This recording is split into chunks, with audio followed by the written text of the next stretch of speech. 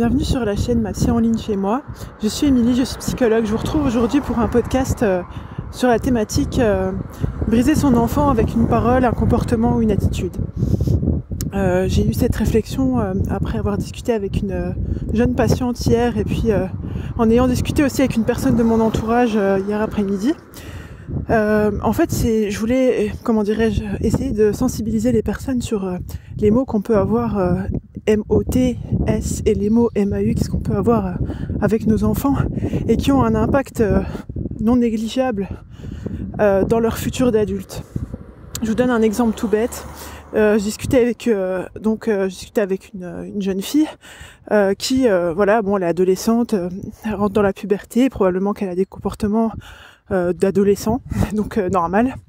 Et elle a un de ses deux parents qui la traite régulièrement de folle, qui lui dit va à l'asile, etc. Alors je sais pas si c'est pour plaisanter, je connais, bien sûr j'ai qu'un son de cloche, mais le problème c'est que en tant qu'adolescente et en tant que jeune adulte en construction, avec donc un questionnement sur son identité, et bien en fait quand ça va pas et qu'elle sent qu'elle a un débordement affectif, quel est son réflexe? Je vous le donne en mille. Eh bien elle demande à se faire interner.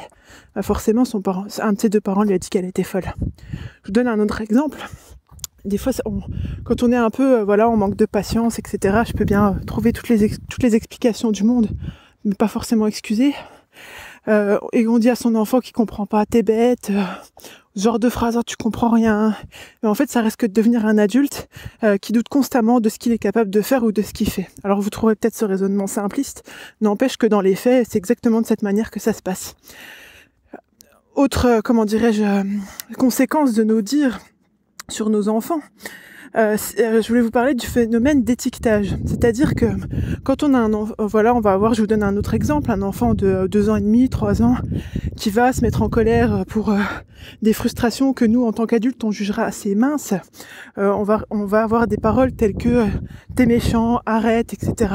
Il faut pouvoir distinguer, surtout nous, avec nos cerveaux d'adultes, que de faire preuve de méchanceté, n'en est-il pas moins qu'il n'est pas méchant à ce moment-là, c'est juste qu'il a un comportement qui nous dérange socialement ou qui nous dérange en tant que personne, en tant qu'adulte.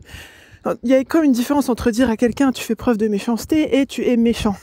Et le problème c'est que quand on va dire à un enfant donc t'es méchant parce que par abus de langage, ou on va lui donner des paroles du genre t'es un capricieux, etc. Et au lieu de lui expliquer que son comportement il est inadéquat dans ce contexte-là, mais bon, j'ai envie de vous dire, à 2 ans et demi, 3 ans, c'est à l'adulte en fait de se contenir lui-même et de contenir l'enfant en le rassurant. Eh bien en fait, on lui donne cette étiquette d'enfant méchant, d'enfant capricieux, d'enfant hyperactif. Parce que le diagnostic du professionnel c'est une chose, l'étiquetage d'un parent c'en est une autre. Voilà, donc ça je voulais vous parler de 3 exemples comme ça de paroles, de dires qui ont des impacts non négligeables sur nos enfants en tant qu'adultes. Dans ce qui relève des comportements, comment un comportement, hormis on va dire des situations flagrantes de maltraitance ou de négligence, donc les coups, la violence physique, etc. Il y a aussi des comportements, par exemple un parent qui, je vous donne un truc concret, un parent qui, quand un enfant pleure et que le parent, alors souvent les papas savent pas quoi faire quand l'enfant pleure, bébé se met à pleurer, etc. Donc il récupère le colis, comme j'aime à dire pour plaisanter, avec un visage stressé, anxieux, colérique, et il court pour le donner à la mère. Et je me pose la question, alors vous trouverez peut-être que je vais trop loin, mais je me pose la question, mais cet enfant-là, en fait, qui comprend le monde à partir de nos expressions faciales et de nos attitudes, cet enfant-là, qu'est-ce qu'il se dit en fait à ce moment-là?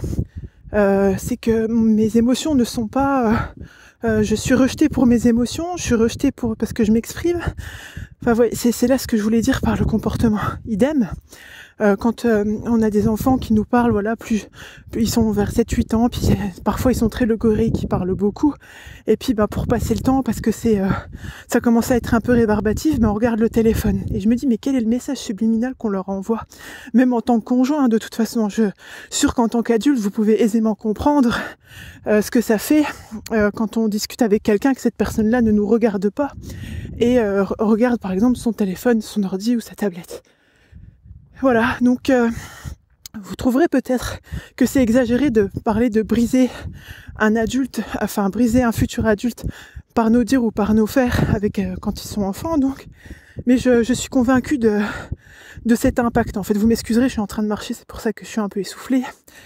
Voilà, donc je voulais qu'on s'invite mutuellement à remettre en question nos mots, nos dires, nos faire avec nos enfants qui deviendront plus tard des adultes membres de la société, des adultes qui ont une vie professionnelle, une famille eux-mêmes. Qu'est-ce qu'on leur donne comme bagage pour qu'ils puissent affronter cette vie du mieux possible en étant des adultes, des citoyens, des personnes qui contribuent et non pas qui brisent à leur tour. Voilà, c'était Émilie. N'oubliez pas que vous êtes la première personne à bénéficier du crédit de votre existence. Je vous dis à bientôt pour un nouveau podcast. Bye!